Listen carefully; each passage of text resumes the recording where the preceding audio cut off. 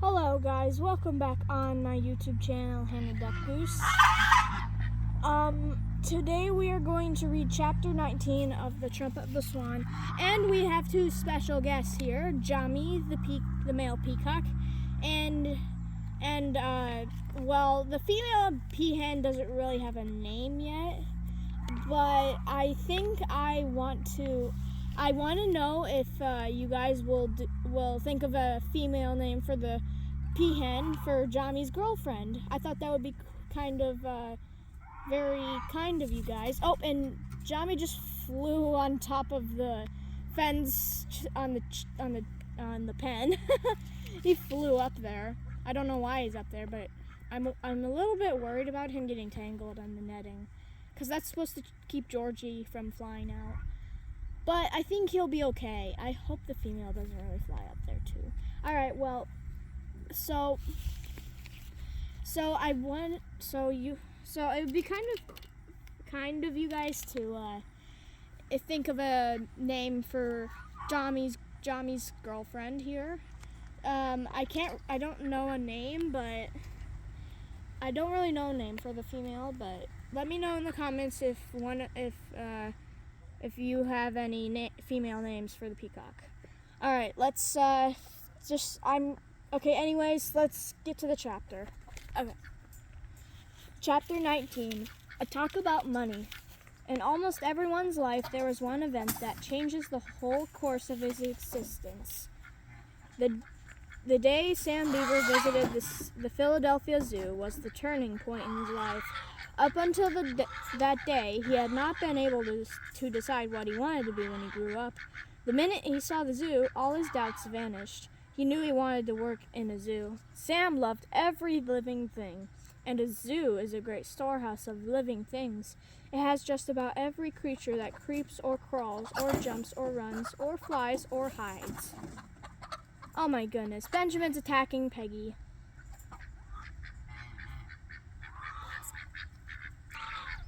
Sam was eager to see them all, but he had Lewis's problem to solve first. He must save Serena from captivity, so he picked up his rucksack and his sleeping bag and walked into the birdhouse and entered the office.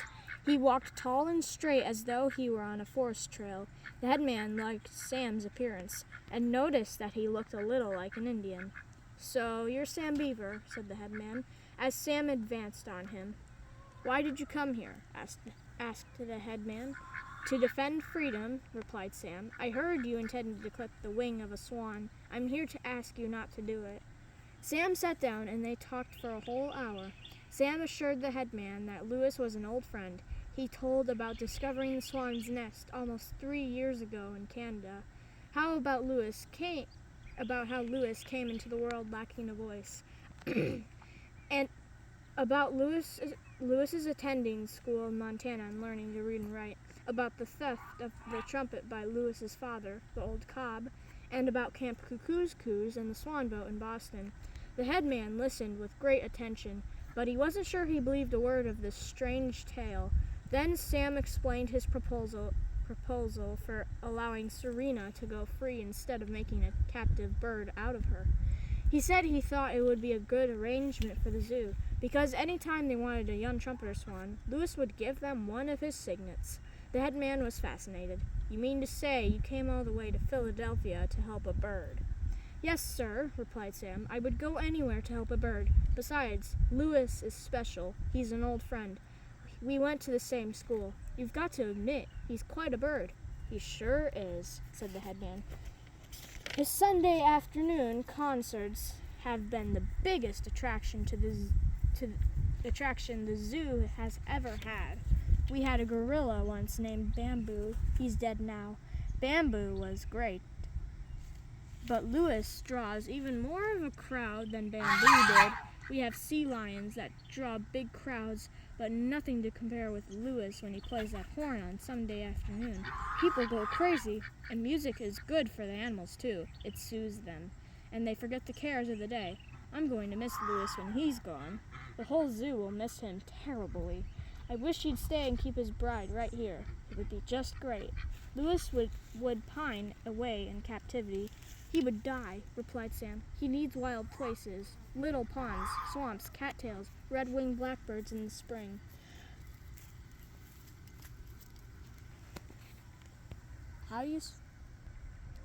Chorus of the frogs, the cry of the loon at night.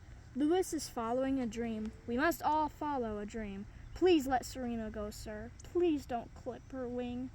The headman closed his eyes. He was thinking of little lakes deep in the woods of the color of bulrushes, of the sounds of night and the chorus of frogs. He was thinking of swans' nests and eggs and the hatchings of eggs and the cygnets following their father in single file. He was thinking of dreams he had had as a young man. All right, he said suddenly. Serena can go. We will not clip her wing. But how can I be sure that Lewis will bring me a young trumpeter, Swan, when I need one? How do I know he's honest? He's an honorable bird, said Sam. If he weren't honest and true to his word, he wouldn't have bothered to go out and earn a lot of money to pay the storekeeper back for the trumpet his father swiped. How much money has Lewis got anyway? Asked the headman. He's got $4,691.65, said Sam. We just counted it a few minutes ago. He received $100 from Camp Couscous for playing bugle calls, and all he spent was 60 cents for postage stamps. So he arrived in Boston with $99.40. Then the Swanboat man paid him $100 for 1 week's work, but he spent $3 in tips at the hotel where he spent a night. So he had $196.40 when he got to Philadelphia. The nightclub paid him $500 a week for 10 weeks, which came to him $5,000, but he had to pay his agent 10% of the $5,000, and he also spent 75 cents for some new chalk pencils and $4 to send the telegram to me. So that makes a total of $4,691.65. It's a lot of money for a bird. It sure is, said the headman. It sure is. But he is going to pay my airplane fare from Montana to Philadelphia and back again. That will bring the total down to $4,420.78. The headman looked staggered by these figures. Still a lot of money for a bird, he said. What's he going to do with it all? He will give it to his father, the old cob, and what's he going to do with it? He will fly back to the music store in Billings and give it to the owner to pay for the stolen trumpet. Give all of it? Yes, but a trumpet isn't worth $4,420.78. I know, said Sam, but there was some damage to the store itself. The old cob was going like the Dickens when he crashed through the plate glass window. He shook things up pretty badly. Yes, yes, said the headman, but it still wouldn't take all that money to make things right. I guess not, said Sam. But Lewis has no use for money anymore, so he's going to turn it all over to the owner of the music store. The subject of money seemed to interest the headman greatly. He thought how pleasant it would be not to have any more use for money. He leaned back in his chair. He found it hard to believe that one of his swans had been able to save more than $4,000, and that the money was right out there, hanging around his neck in a money bag. When it comes to money, he said, birds have it easier than men do. When a bird earns some money, it's almost all clear profit. A bird doesn't have to go to a supermarket and buy a dozen eggs and a pound of butter and two rolls of paper towels and a TV diner and a can of Ajax and a can of tomato juice and a pound and a half of ground round steak and a can of sliced peaches and 2 quarts of fat-free milk and a bottle of stuffed olives. A bird doesn't have to pay rent on a house or interest on a mortgage. A bird doesn't insure its life with an insurance company and then to pay premiums on the policy. A bird doesn't own a car and buy gas and oil and pay for repairs on the car and take the car to a car wash and pay to get it washed. Animals and birds are lucky. They don't keep acquiring things the way men do. You can teach a monkey to drive a motorcycle, but I have never known a monkey to go out and buy a motorcycle. That's right, replied Sam, but some animals do like to acquire things, even though they don't pay anything for them. Such as? Asked the headman. A rat, said Sam. A rat will fix up a home for himself, but then he'll bring home all sorts of little objects, trinkets and stuff, anything he can find that catches his eye. You're right, said the headman. You're absolutely right, Sam. You seem to know quite a lot about animals. I like animals, said Sam. I love to watch them. Then come with me and we'll explore the zoo, said the headman, getting up from his chair. I don't feel like working anymore today. I'll show you the zoo. And away they went, the two of them. That night, Sam slept in the headman's office by special permission. He unrolled his sleeping bag on the floor and crawled in. The plane taking him back home would leave in the morning. Sam's head was full of everything he had seen in the zoo, and before he turned out the light, he took his notebook out of his rucksack and wrote a poem. This is what he wrote. Sam Beaver's poem. Of all the places on land and sea, Philadelphia Zoo is the place for me. There's plenty to eat and a lot to do. There's a frigate bird and a tiny shrew. There's a vesper rat and a two-toed sloth, and it's fair to say that I like them both. There's a Canada goose and a polar bear and things that come from everywhere.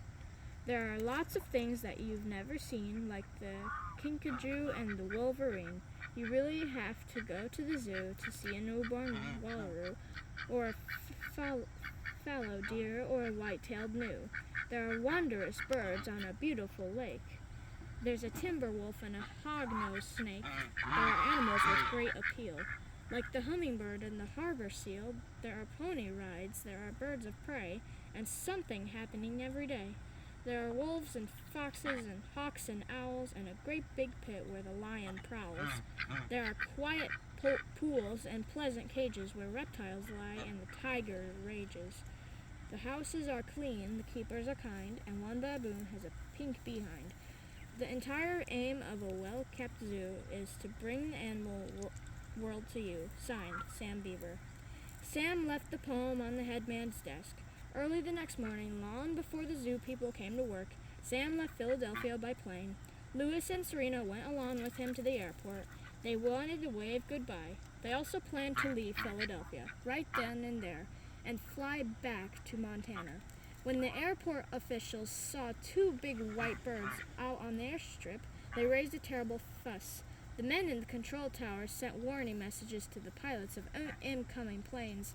Members of the ground crew came piling out of buildings and rushed toward Louis and Serena, chasing them away.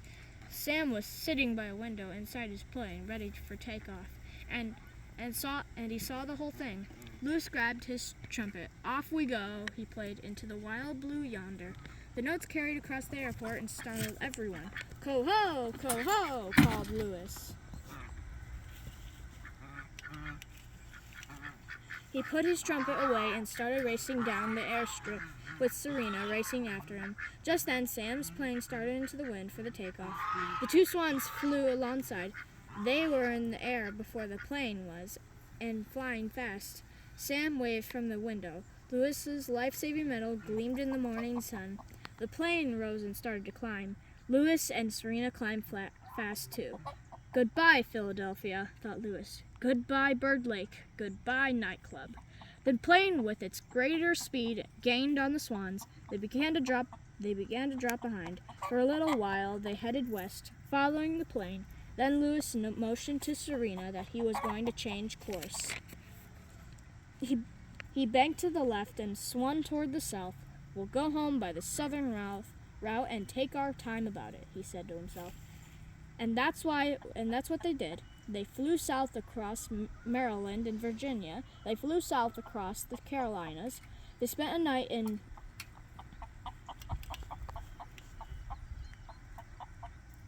Yamasee and saw huge oak trees with moss hanging from their branches. They visited the great swamps of Georgia and saw the alligator and listened to the mockingbird. They flew across Florida and spent a few days in a bayou where doves moaned into the cedars and little lizards crawled in the sun. They turned west to Louisiana. Then they turned north toward their home in Upper Red Rock Lake. What a triumphant return it would be. When he left Montana, Lewis had been penniless. Now he was rich. When he left, he had been unknown. Now he was famous. When he left, he had been alone in the world. Now he has his bride by his side, the Swan that he loved. His medal was around his neck. His precious trumpet dangled in the breeze. His hard-earned money was in the bag. He had accomplished what he had set out to do, all in a few short months. Freedom felt so wonderful. Love felt so good. Well, guys, that was it for Chapter 19 of The Trumpet of the Swan.